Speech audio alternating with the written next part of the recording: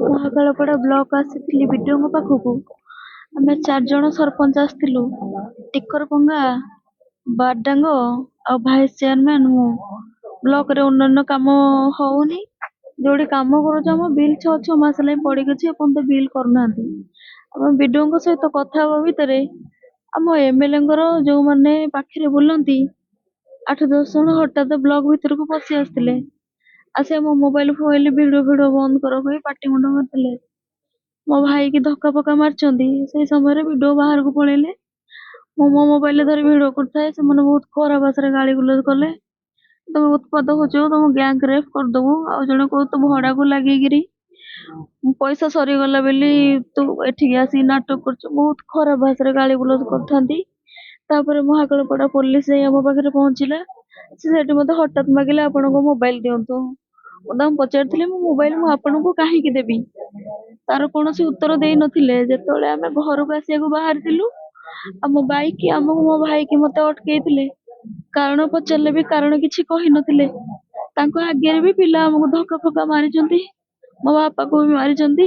ଯୋଉମାନେ ବିଜେପିର କର୍ମୀ ମାନେ ଅଛନ୍ତି, ପ୍ରଶାନ୍ତ ସେଠୀ, ତା ସାଙ୍ଗରେ ଆହୁରି ଆସିଥିଲେ କିଛି ଲୋକ। ରୋହିତ ବୋଲି ଗୋଟେ ପିଲାଟା ଅଛି, ତାଙ୍କୁ ଦେଖିଲେ ସମସ୍ତଙ୍କୁ ଚିହ୍ନି ପାରିବି। ପୋଲିସ କିଛି ରଖିନି। ପୋଲିସ ସାମ୍ନାରେ ମୋ ମୋବାଇଲ ଫୋବାଇଲ ଛଡେଇଛନ୍ତି। ମତେ ପାଖାପାଖି 2-3 ଘଣ୍ଟା ବସେଇଛନ୍ତି।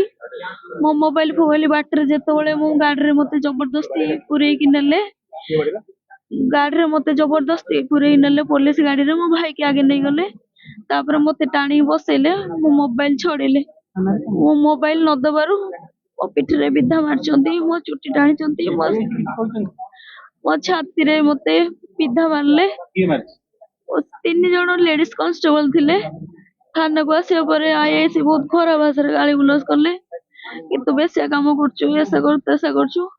ତାପରେ ମତେ ବୁଝେଇଲେ ବସି ବିଧାୟକଙ୍କ ପଛରେ କାହିଁ ଲାଗିଛ, ତମେ ସାଙ୍ଗରେ ମିଶିକି କାମ କର। ଯେତେବେଳେ ଆମ ପଞ୍ଚାୟତକୁ ଯେତେବେଳେ ତହସିଲ ଯାଇଥିଲା ଘର ଭାଙ୍ଗିବାକୁ, ସେଠି ମୁଁ ବିରୋଧ କରିଥିଲି। ସାଧାରଣ ଲୋକଙ୍କ ପାଇଁ ଲଢିଥିଲି। ତା ଫଳରେ ମୋ କାମ ଫାମ ବ୍ଲକର ସବୁ ବନ୍ଦ କରିଛନ୍ତି। ମୋ ବିଲ୍ ଫିଲ୍ କରୁନାହାନ୍ତି। ସେଥିପାଇଁ ପଚାରିବାକୁ ଆସିଥିଲି। ଛାତିରେ ଯୋଉ ମାରିଛନ୍ତି, ମତେ 10 ମିନିଟ୍ ପୂର୍ବରୁ ପେନ୍ ଷ୍ଟାର୍ଟ ହେଲା।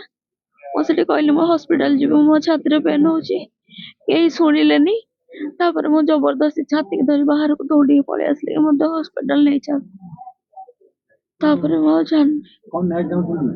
ଚାହୁଁଛି ମତେ ନ୍ୟାୟ ଦିଆଯାଉ। ଯୋଉମାନେ ମତେ ମାରିବାକୁ ଧମକ ଦେଇଛନ୍ତି, ମତେ ରେପ୍ କରିବାକୁ ଧମକ ଦେଇଛନ୍ତି, ଆଉ ମୋ କାମ ଫାମ ବନ୍ଦ କରିଛନ୍ତି, ଆଉ ଯୋଉ ପୋଲିସ ମହିଳା ମାନେ ମତେ ମାରିଛନ୍ତି, ଆଉ ଯୋଉ ଆଇଆଇସି ମତେ ଖରାପ ଭାଷାରେ ଗାଳି ଗୁଲଜ କରିଛନ୍ତି, ମତେ ନ୍ୟାୟ ଦରକାର। ମୁଁ ନ୍ୟାୟ ଚାହୁଁଛି।